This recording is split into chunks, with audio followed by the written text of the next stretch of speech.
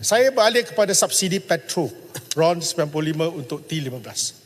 Dengan pemberian tunai yang semakin bertambah ini, pastilah kerajaan perlu mencari sumber kewangannya. Jadi, saya nak tanya, dari manakah datangnya dana yang ketara, sedangkan dalam pengumuman belanjawan tempoh hari, kelompok T15 menjadi sasaran untuk dipotong subsidi minyak, hospital dan pendidikan. Kumpulan T15 ini, kalau berdasarkan kepada data dan juga pendapatan isi rumah dari Survey Pendapatan Isi Rumah HIS dan Survey Pendapatan Perbelanjaan Isi Rumah HIES oleh Jabatan Perangkat Malaysia Open Dossum, setakat tahun 2022, 15% pendapatan tertinggi di Malaysia bermula dengan jumlah RM13,295 dan ke atas. Takrifan T15 ni, Tuan Yang di-Pertua, sebagai golongan maha kaya sangat tidak adil. Khususnya golongan yang hanya 13,000 dianggap maha kaya. Dan saya bukan nak mempertahankan yang kaya-kaya ni, tidak. Bayangkan seorang tokoh korporat dan jutawan tergolong dalam T15, manakala suami isteri guru grade DG48 kalau dah mengajar 12 tahun confirm dia akan dapat pendapatan lebih daripada 13,000. Ataupun PTD M48 suami isteri juga akan tergolong dalam T15. Adil atau tidak? Ini yang saya nak tanya ni. 13,000 lah ya. Jadi, saya sebelum ni kerajaan kata kita tak mau gunakan pendapatan sebagai threshold dan atau nilai ambang. Tetapi kenapa sekarang tiba-tiba pakai T15 pula? Bukan kita, saya rasa bukan kita saja pening, rakyat di luar sana lagi pening. Seterusnya, Menteri Ekonomi pernah umumkan subsidi berdasarkan net disposable income dan locality. Dia umum di sini berapa bulan yang lalu. Dan dalam kes penyasaran subsidi diesel pula, Budi Madani tak gunakan formula Menteri Ekonomi.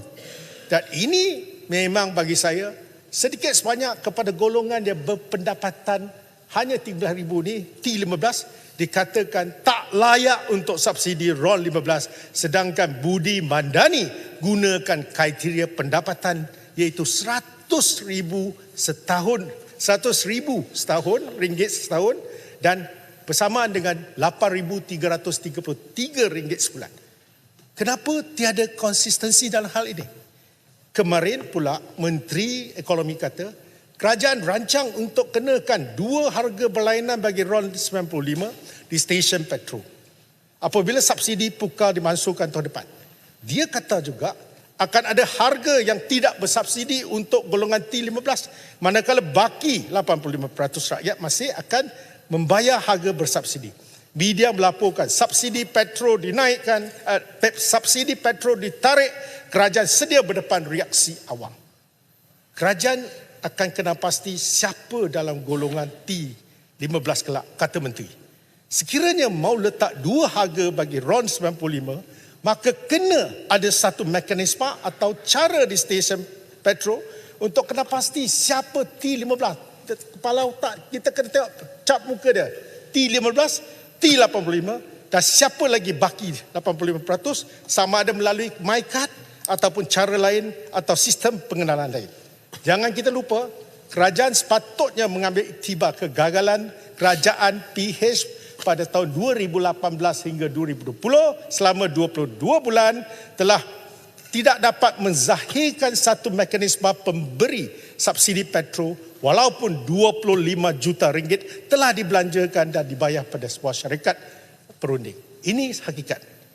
Pada pendapat saya, ini adalah idea yang kurang sempurna atau boleh dikatakan tak berapa sangat, bijak sangat, yang akan merumitkan pengendali dan pekerja di stesen petrol serta pengguna ketika isi minyak serta menambah kos kepada proses menjual petrol.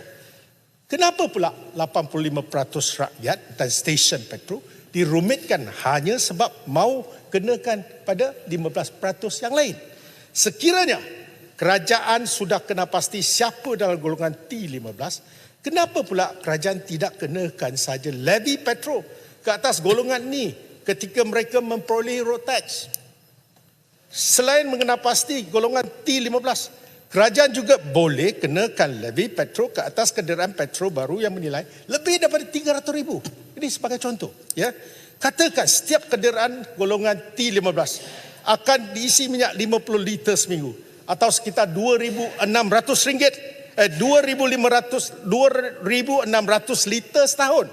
Manakala kos subsidi kalau RM1 1 liter, kerajaan boleh pula kenakan levy petrol RM2,600 tahun ke atas lesen kenderaan golongan T15.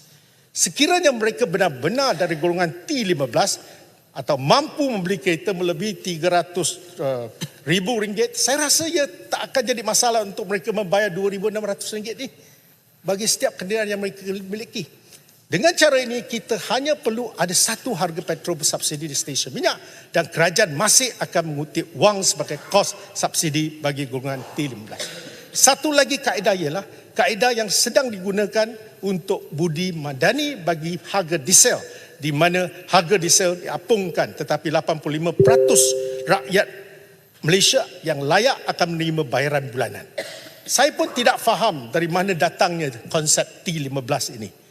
Kerajaan kena konsisten.